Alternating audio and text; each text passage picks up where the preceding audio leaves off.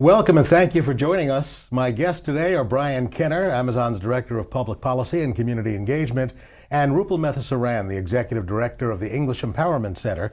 Welcome to both of you. Thank you. Rupal, let me start with you. What is the English Empowerment Center and what happens there? The mission of the English Empowerment Center is to teach the basics of reading, writing, speaking, and understanding English to adults whose English is at the 6th grade level or below. This is so that they can access employment and educational opportunities and ultimately participate more fully and equitably in the community. And how is all this done, with classes? Yes, we offer English classes in about 18 physical locations and also now virtually. And we've been around since 1962 and in our time have served over 60,000 students.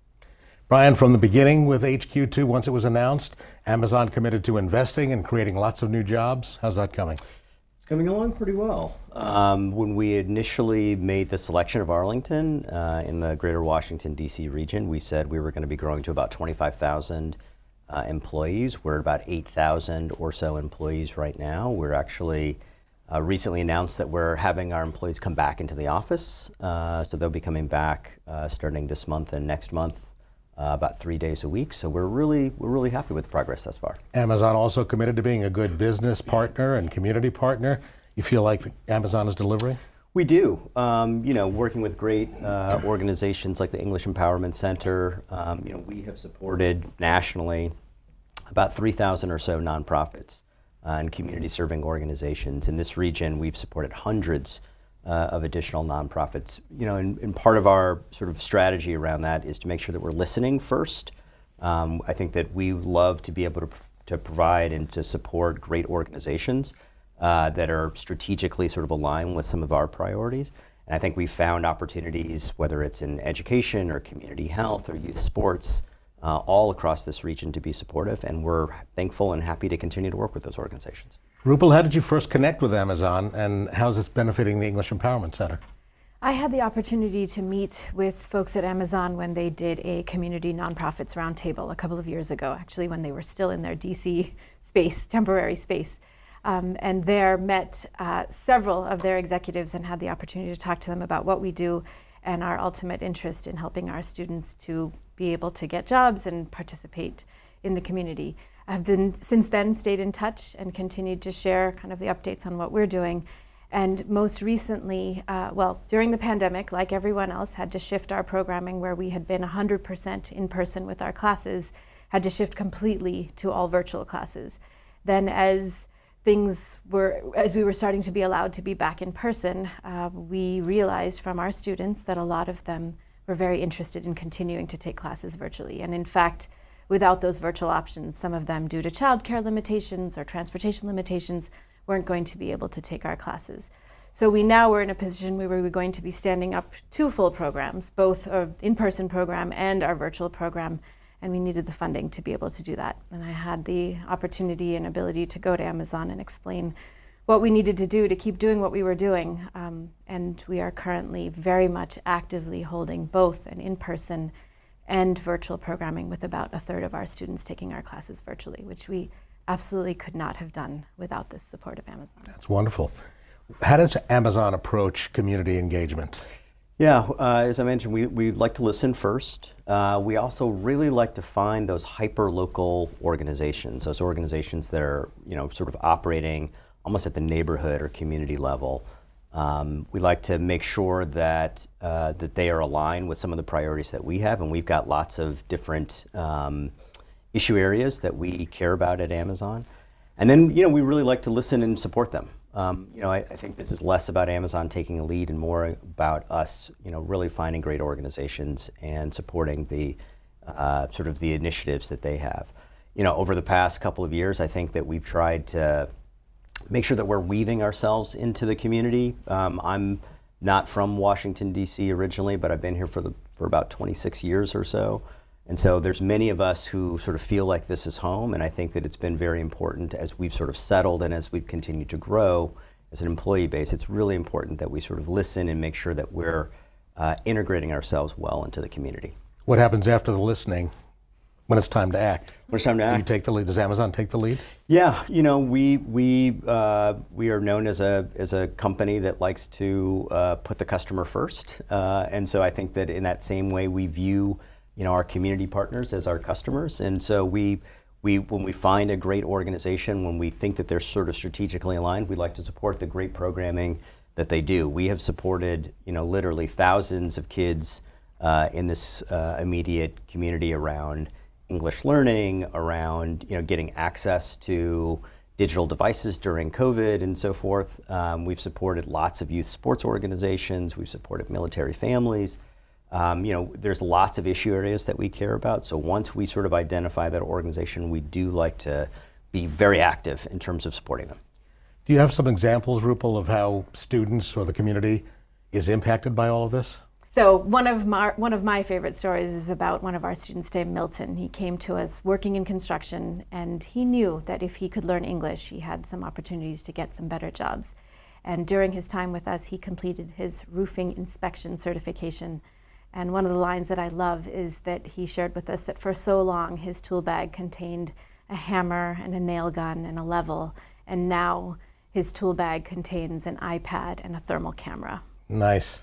And we have time for other examples if you have another good story. Yeah, sure. We have had the opportunity in the last few years to support a lot of the new Afghan refugees entering the area. And I will say we have always had a lot of students from Afghanistan just because this is an area where a lot of them live. But of course, in the last 2 years have had an influx of additional students. And so several of our students have come, in some cases, come to us with very little language, even in their own language, sort of very little literacy in their own language. And with the English that they're learning, they are advancing, having more and more of an ability to help their children in school, to be able to go to their doctor's appointments and explain their symptoms and explain their children's symptoms. And we had one of our students who was volunteering in our office because we can really use bilingual volunteers, especially those speaking Pashto and Dari, with our Afghan students. And after volunteering in our office, there came an opening up in the community center where our offices are housed, the James Lee Community Center in Falls Church. And she was really nervous, but we thought that she would be a great person to be greeting people as they walked into the community center. So worked with her, did some practice interviewing with her, and ultimately see that she gets the job. And now when I walk into the center every day to come to work, I'm greeted by her. That's wonderful. Brian, I'm told there is a set of leadership principles that kind of guides the company, how the company does business. Talk a little bit about those and how it informs the work you do in the community. Yeah, so our leadership principles are really things that we live and die by. It really is almost like a language that we use within the company. Started by Jeff Bezos. He thought that it was important to put out some, no matter if you're working in computer science, or you're working on a robotics project, or you're working on devices, or whatever it is in the company, you sort of always know that you have a common set of principles to sort of guide you. We actually added two new leadership principles recently, and one of them I think in particular really speaks to our community engagement work. The leadership principle says something to the effect of success and scale bring broad responsibility for us as a company, and it talks about things like, we started in a garage. It's the way Amazon sort of started, what seems like many, many years ago. But today we're a much bigger company. And with that comes additional responsibilities. We know that we have a responsibility to sort of leave things better than the way that we found them. And we need to continue to grow and learn to be able to do that. We're not a perfect organization. We'd like to listen and learn more than anything else. And that really, I think, sort of carries through to our community engagement work. We are not trying to necessarily lead by crafting our own programs. We're really trying to find great partners that are doing great things in the community, and hopefully provide them, whether it's a little bit of financial support or a little bit of other resource support, give them the opportunity to continue and maybe even grow and expand what they do. So for us, those leadership principles are helpful in everyday situations, and I think that's a great example of how it's helpful for community engagement. Rupal, for folks who want to get involved in the English Empowerment Center, how can they help?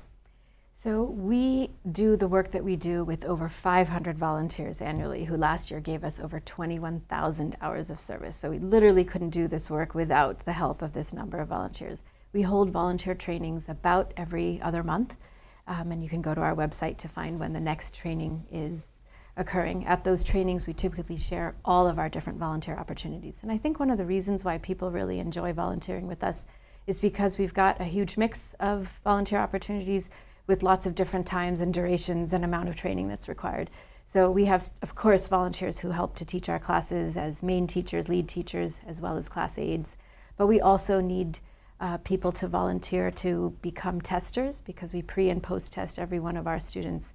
And you actually go through a day-long training to become an assessment specialist in the nationally recognized English test that we use. We also have office volunteers, event volunteers, outreach volunteers. In a typical year, we serve 1,500 students. This year, we are already on track to serve over 1,900 students. 25% increase, again, with huge thanks to the additional funding that we were able to receive to really, really stand up that virtual programming. So the ways to get involved are many.